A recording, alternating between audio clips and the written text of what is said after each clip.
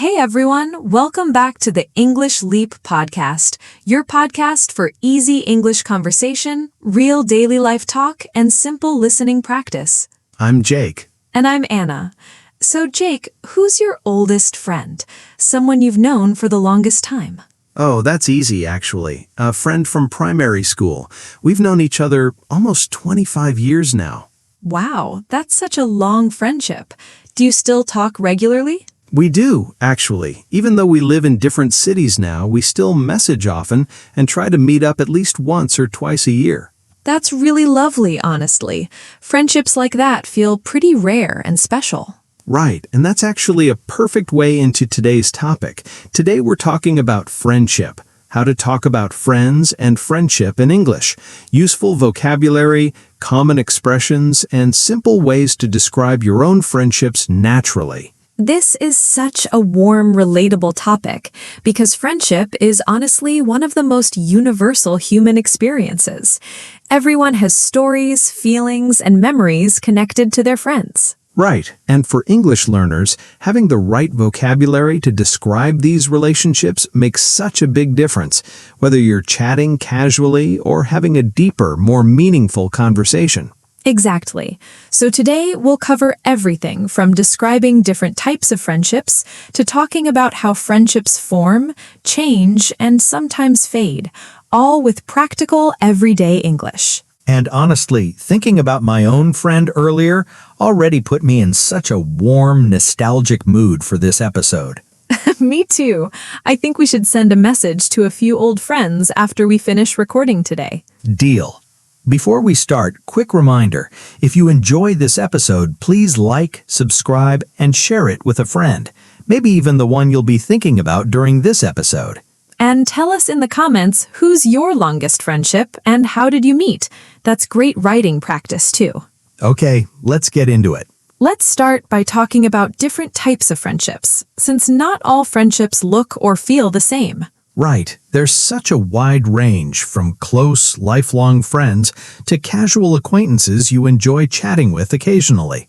Let's go through a few common categories, along with useful vocabulary for each. Close friends, or best friends. These are the people you trust deeply, share personal things with, and can rely on during difficult times. In English, we might say, "She's my best friend," or "He's one of my closest friends." Right, and a common phrase here is a shoulder to cry on, meaning someone who supports you emotionally during hard times. My best friend has always been a shoulder to cry on. Another useful phrase is ride or die, a more casual, modern expression, meaning someone who's loyal to you no matter what happens. She's my ride or die, always has been. Right, and we might also say we're like sisters or we're like brothers to describe a friendship that feels as close as family, even without any actual blood relation. Childhood friends. These are friends from your early years, often school friends, like Jake's story. We might say, we grew up together, or we've been friends since childhood. Right, and there's a nice phrase here, too. A friend since day one, meaning someone you've known from a very early point in your life or a particular experience. We could also say, we go back a long way, which works well for describing any long-lasting friendship, not just childhood ones specifically. Right, and childhood friendships often carry a specific kind of nostalgia too. We might say it brings back so many memories when talking about time spent with a childhood friend. Work friends or colleagues, people you've become friendly with through work. We might say, we're work friends, or we're friendly but we don't really hang out outside of work. Right, and this relationship can sometimes grow into something deeper too. What started as work friends eventually became close friendship. There's also a useful distinction here. Colleague simply means someone you work with without necessarily implying friendship at all, while work friend specifically implies a friendly, positive relationship beyond just professional cooperation. Right, so you could say we're colleagues but not really friends. Or on the other end, we started as colleagues but now we're genuinely close friends. Acquaintances, people you know casually but aren't particularly close with. We're acquaintances, or I know him, but we're not really friends, more like acquaintances. Right, this is such a useful word for describing that lighter, more casual level of connection, somewhere between a stranger and an actual friend. We might also say we're friendly to describe a warm but casual relationship, without necessarily being close friends. We're friendly with our neighbors, but we don't really socialize much. Online or long-distance friends. Friends you know primarily through the internet, or friends who live far away.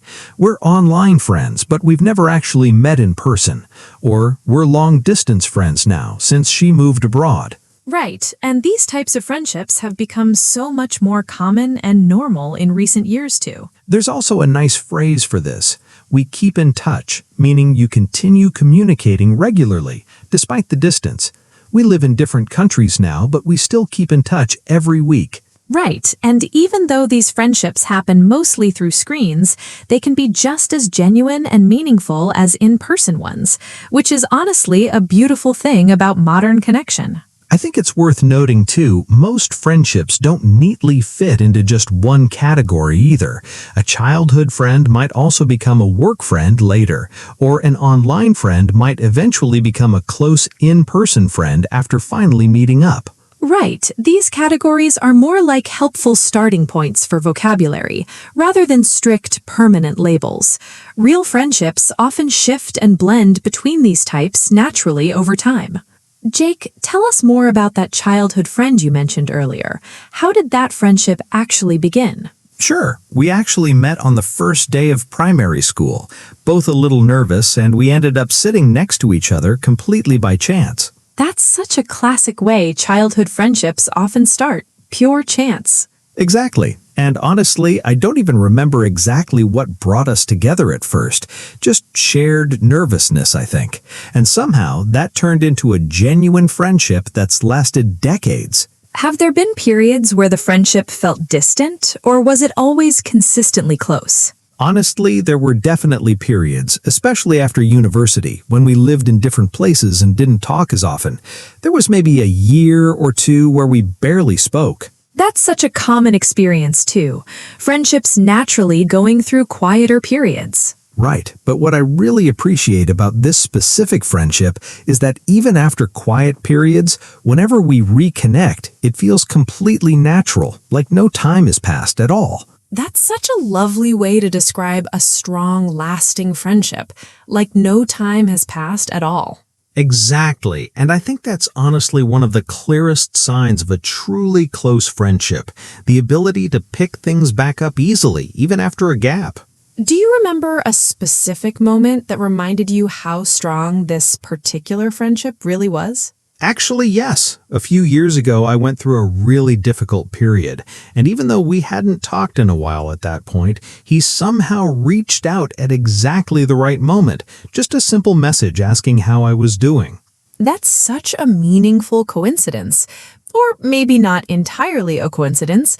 Sometimes close friends just seem to sense when something's wrong. Right, and that small message led to a long conversation and honestly, real support during a genuinely hard time, which reminded me just how valuable that friendship truly is, even during the quieter periods. That's such a beautiful example of what a shoulder to cry on really looks like in practice. Not necessarily someone who's always physically present, but someone who shows up exactly when it matters most. Anna, what about you? Tell us about a meaningful friendship in your life. Mine is actually a friendship that started in adulthood, which I think is a little different and honestly a little harder to build compared to childhood friendships. Right, adult friendships often require more conscious effort. Exactly. I met this particular friend through a shared hobby class a few years ago, and what started as simple small talk before and after class slowly grew into a genuine, close friendship. That's a great example of small talk actually leading somewhere meaningful, connecting nicely to our small talk episode too. Right, exactly. And I think what made this friendship grow was consistency. We kept showing up to the same class, chatting a little more each time, until eventually we started making plans outside of class too. That's such a nice, gradual way for adult friendships to naturally develop. Exactly. And now, a few years later, she's genuinely one of my closest friends, someone I talk to regularly, and honestly, someone I can't imagine my life without at this point.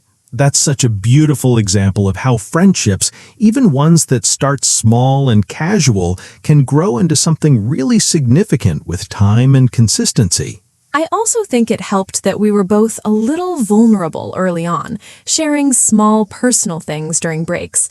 Nothing too deep at first, but enough to build genuine trust gradually. Right, that connects back to what we talked about earlier. That small element of vulnerability really does seem to accelerate how quickly a casual connection turns into real friendship. Exactly. And I think a lot of adults hesitate to be even a little vulnerable with new people, worried it might seem strange or too personal. But in my experience, it's often exactly what helps a new friendship actually take root. That's such valuable insight for anyone listening who's hoping to build new friendships as an adult themselves. Let's talk a little about how friendships generally form, since understanding this can actually help you build new friendships more intentionally too. Right, so a big factor is simply proximity, being physically near someone repeatedly, like Anna's hobby class, or shared classes at school or working in the same office. Exactly. Repeated small interactions over time naturally build familiarity, which then can grow into genuine friendship. Another important factor is shared interests or values. Having something in common gives you natural things to talk about and bond over. Right, and vulnerability matters too. Sharing something a little personal, even something small, often helps deepen a casual connection into something more meaningful. Exactly. And finally, simple consistency, continuing to show up, stay in touch, and make an effort over time, which is honestly often the most important and most overlooked ingredient. Right. A lot of people assume friendship happens naturally without effort, but especially in adulthood, real friendships usually require some intentional consistency to actually grow and last. I also think there's a factor worth mentioning, sometimes called the mere exposure idea, a psychological idea that we naturally tend to like people more simply through repeated familiar exposure to them, even without any dramatic shared moment. Right, that's actually such a comforting idea.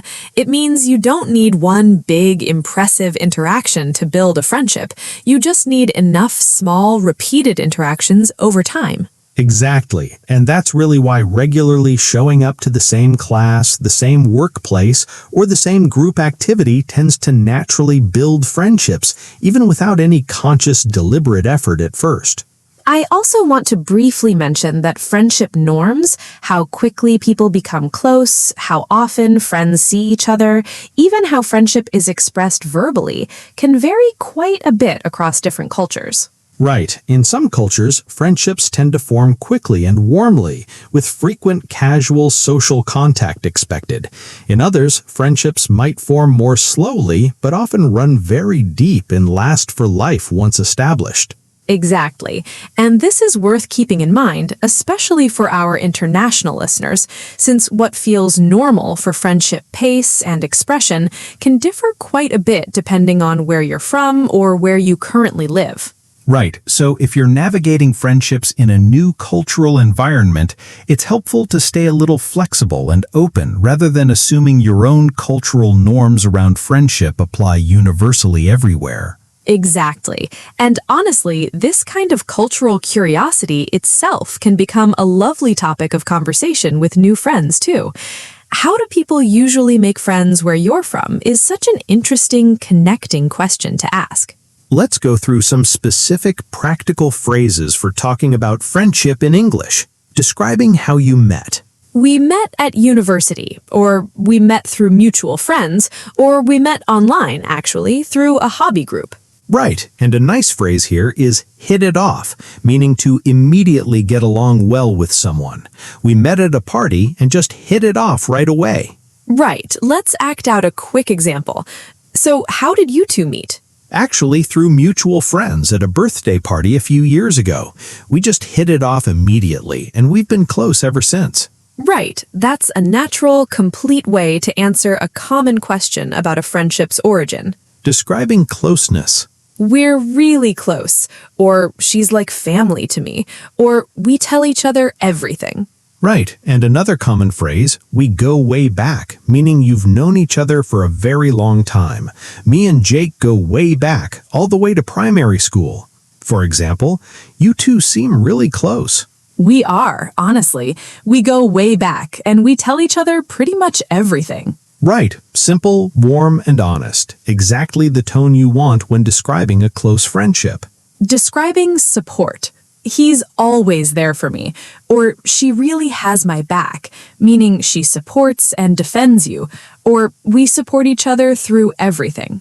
Right, having someone's back is such a common, useful expression in English, describing loyal, protective support. For example, what do you value most in your friendship? Honestly, just knowing she always has my back, no matter what's going on in my life. That's such a warm, genuine way to describe what makes a friendship meaningful. We drifted apart, meaning a friendship slowly faded, often without conflict, or we lost touch, meaning you stopped communicating altogether. Right, and these phrases are useful because friendships changing or fading is a completely normal, common part of life, even though it can feel a little sad sometimes. For example, do you still talk to your old university friends? A couple of them, yes, but honestly, we drifted apart with most of them after graduation. Just different paths, you know? Right, that's such a natural, gentle way to describe a common, non-dramatic kind of friendship change. We reconnected after years, or we picked up right where we left off, meaning the friendship felt natural again immediately, even after time apart. Right, that phrase, picked up right where we left off, is such a lovely way to describe reconnecting with an old friend. For example, I actually ran into an old school friend last week. Oh, nice. How was that? Honestly, amazing. We reconnected immediately. It felt like we just picked up right where we left off, even after 10 years apart. Let's talk about something a little more difficult, but honestly a very real part of friendship, when friendships change, fade, or sometimes end completely. Right, this is such an important topic because a lot of people feel like something's wrong with them personally when a friendship fades, when really it's an incredibly normal part of life. Exactly. People grow, change, move to different places, develop different interests and priorities, and sometimes friendships naturally grow apart as a result without anyone doing anything wrong. Right, and there's a useful phrase here, grow apart, meaning to gradually become less close, usually because of natural changes in each person's life rather than any specific conflict. Exactly. We just grew apart after high school is such a common, natural way to describe this kind of change. There's also a difference between friendships that fade naturally and friendships that end because of an actual conflict or disagreement, which uses slightly different language too. Right. For a conflict-based ending, you might say we had a falling out, meaning a serious disagreement that damaged or ended the friendship. Exactly.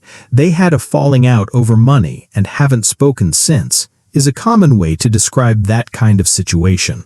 Let's take a moment to talk about the qualities that make someone a good friend, since this gives us even more useful vocabulary for today's topic. Right. One of the most commonly mentioned qualities is trustworthy, meaning someone you can rely on to keep promises and secrets. She's incredibly trustworthy. I can tell her anything. Another important one is supportive, meaning someone who encourages and helps you, especially during difficult times. He's always so supportive whenever I'm going through something hard. Loyal is another key word, meaning someone who stays committed and faithful to the friendship, even through challenges. She's fiercely loyal, always defending her friends. Understanding is important too, meaning someone who listens without judging and genuinely tries to see things from your perspective. He's so understanding even when I make mistakes. And finally, reliable, meaning someone who follows through on their word and shows up when they say they will. She's incredibly reliable, always on time, always keeps her promises. These 5 words, trustworthy, supportive, loyal, understanding, and reliable, really capture what most people value most in a close friendship. I think if I had to pick just one of these that matters most to me personally, it would be understanding, since even close friends inevitably make mistakes sometimes, and it's that understanding, forgiving quality that really keeps a friendship strong through those moments.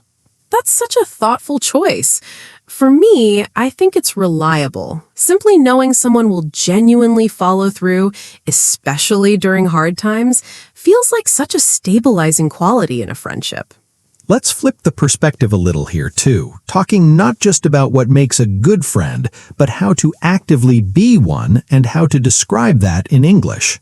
Right. One useful phrase is to make time for someone, meaning to prioritize spending time with them despite a busy schedule. I always try to make time for my close friends no matter how busy things get. Another useful phrase, to check in on someone, meaning to reach out simply to see how they're doing, especially during a hard time.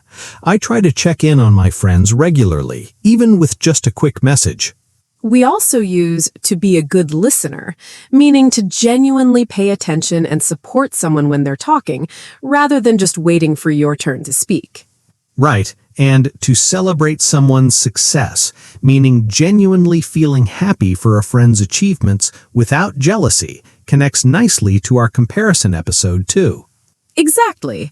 Being a truly good friend often means actively practicing the opposite of comparison, genuine, warm celebration of someone else's wins. And finally, to show up, meaning to be physically or emotionally present when someone needs you, is honestly one of the simplest yet most valued qualities in any friendship. Right. She always shows up, no matter what, is such high praise for a friend in English. I also think it's worth mentioning to give someone space, meaning to allow a friend some distance or privacy when they need it, rather than pushing for constant contact. I gave her some space after the breakup and just checked in occasionally. Right. Being a good friend isn't always about being constantly present. Sometimes it's knowing exactly when to step back a little too, respecting someone's need for room to process things on their own. I also want to talk a little about how friendship naturally changes across different stages of life, since that's such a relatable, universal experience. Right. In childhood, friendships often form quickly and easily, mostly through proximity, sitting next to someone in class or living on the same street.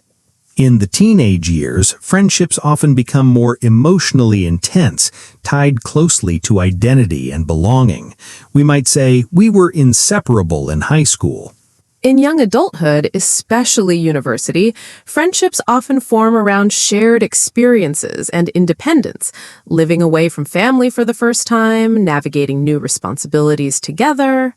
And then, as we discussed earlier, the adult friendships, especially after starting careers or families, often require much more intentional effort to build and maintain, since life naturally provides fewer automatic opportunities for connection. Right, and there's a useful phrase here, too. Life gets in the way, meaning responsibilities and busyness make it harder to maintain friendships as we get older. We used to talk every day, but life got in the way. Exactly, and understanding that this shift is completely normal, not a personal failure, can really help people feel less guilty about naturally busier adult friendships. Right. And interestingly, in later life stages, many people report valuing fewer, deeper friendships over a larger number of casual ones, quality over quantity becoming more important with age and experience. I also think there's something worth mentioning about parenthood specifically. Becoming a parent often reshapes friendships quite significantly too, sometimes forming new friendships with other parents, while older childless friendships require extra intentional effort to maintain. Right. That's such an honest, relatable point. Major life transitions in general, not just parenthood, career changes, moving cities, tend to naturally reshape our friendship circles, sometimes gaining new connections, sometimes needing extra effort to maintain older ones. Let's clear up a few common myths about friendship before continuing. Myth 1. Good friendships never require effort. They should just happen naturally. While early stages of friendship can feel effortless, maintaining a close friendship long-term almost always requires some conscious, ongoing effort, especially in adulthood. Right. Expecting a friendship to sustain itself completely without any effort often leads to it quietly fading simply from lack of attention, not necessarily lack of care. Myth 2. If a friendship fades, it means it wasn't real or meaningful. This isn't true at all. Plenty of genuinely meaningful friendships naturally fade due to distance, different life paths, or simply changing circumstances, without it reflecting on the value the friendship once had. Right. A friendship can be deeply meaningful during a specific period of your life, even if it doesn't last forever, and that's completely okay. I think this myth causes a lot of unnecessary guilt, too.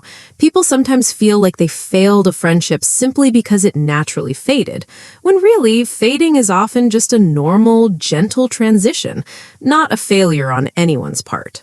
Myth 3, you need a lot of friends to be happy.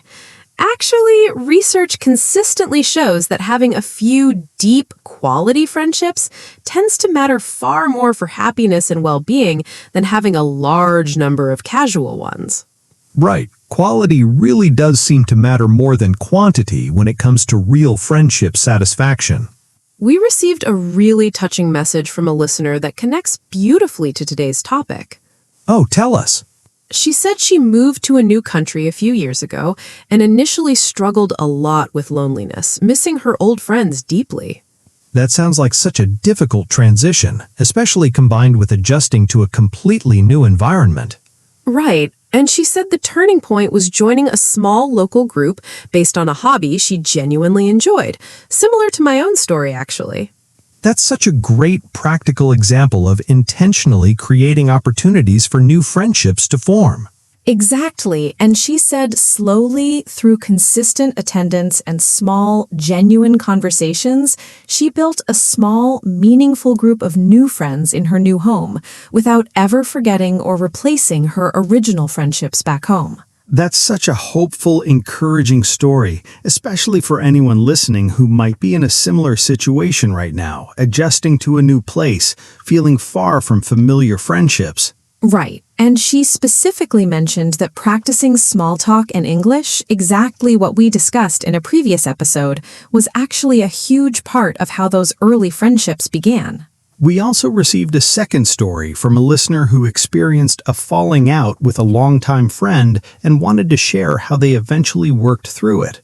Oh, that's such a difficult but important part of friendship to talk about, too. Right. He said the disagreement was over a fairly small misunderstanding that had grown into weeks of silence between them, both feeling too proud to reach out first. That's such a relatable situation. Small misunderstandings sometimes growing much bigger simply through unspoken silence. Exactly. And he told us the friendship was eventually repaired when he finally sent one simple, honest message. Something like, "I miss our friendship. Can we talk?"